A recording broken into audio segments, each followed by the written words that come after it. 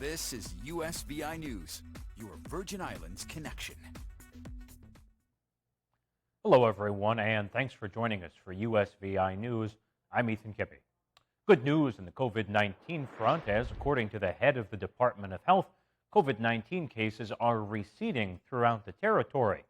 According to the latest numbers from the Virgin Islands Department of Health, there are 664 cases across the territory, 487 active cases on St. Croix, 147 on St. Thomas, and 30 on St. John.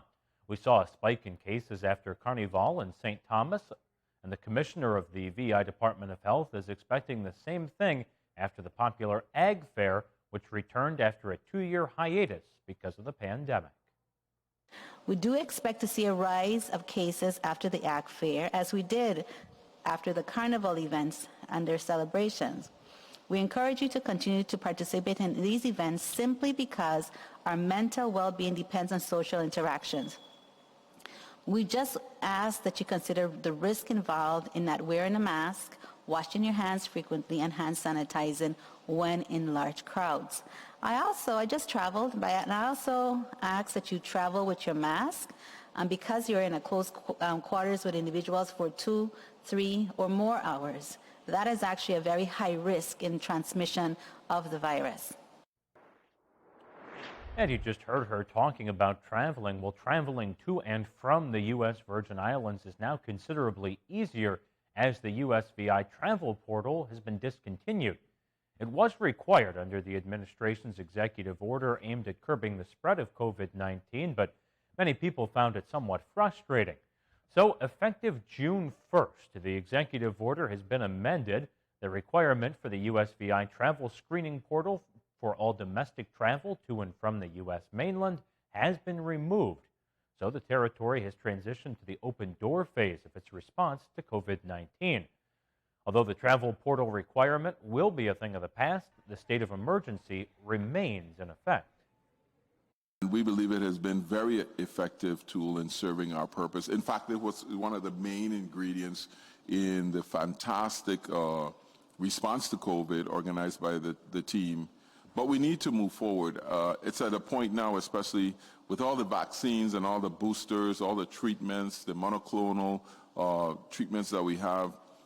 All those things help us to assist in making the best decisions and giving the best resources to our people.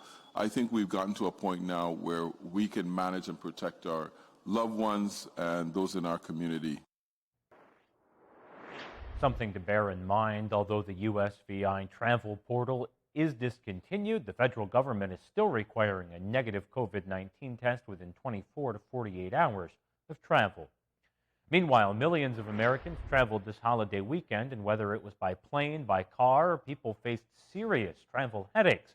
Hundreds more flights canceled this week after a disruptive several days. Emily Matson has more on why it's all part of a series of issues that airlines are facing as the summer travel season gets underway. The unofficial start of the summer travel season marked by serious headaches at airports across the country.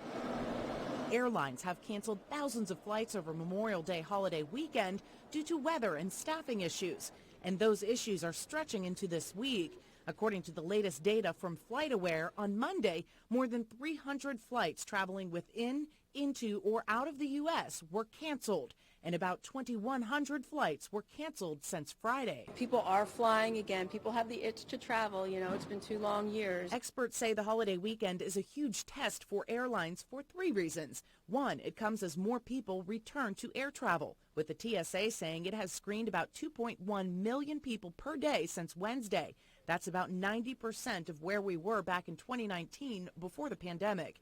And 2, this marks the first major travel rush without the transportation mask mandate in place. And 3, it comes at a time when airlines are canceling flights because they are facing major worker shortages. Transportation Secretary Pete Buttigieg says airlines must take action to keep up with all of those challenges. Now, faster than expected, the demand has come roaring back, and they are struggling to keep up. That's true whether we're talking about flight attendant crews, whether we're talking about pilots. And so we've got to make sure that we have short-term and long-term approaches. One of those short-term solutions, Delta Airlines is proactively canceling flights in the month of July, slashing about 100 flights a day from its schedule. Emily Matson, USVI News. Meanwhile, the first named storm of the year, Hurricane Agatha, made landfall in Mexico Monday afternoon. The system brought with it torrential rains that caused some rivers to swell. And according to the National Hurricane Center, the Category 2 storm had maximum sustained winds of about 105 miles an hour. The storm also caused significant flooding throughout the region. Once making landfall, it was quickly downgraded to a Category 1 hurricane and later to a tropical storm.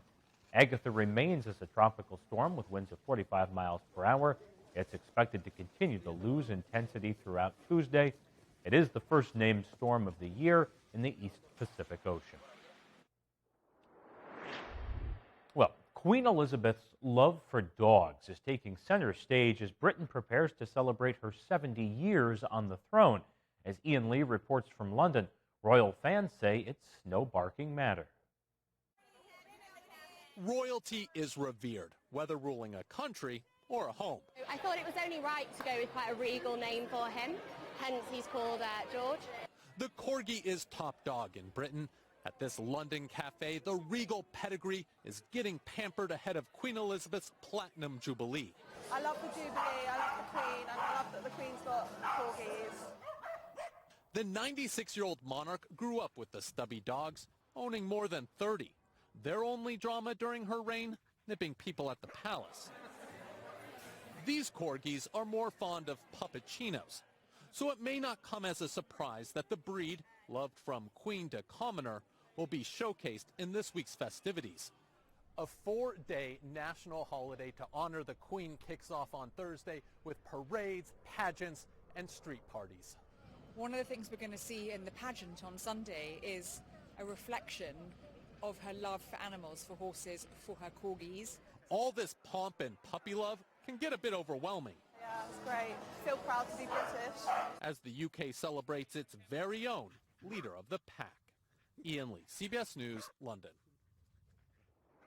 Speaking of the royal family, Prince Harry and Meghan Markle are not giving up their home in England.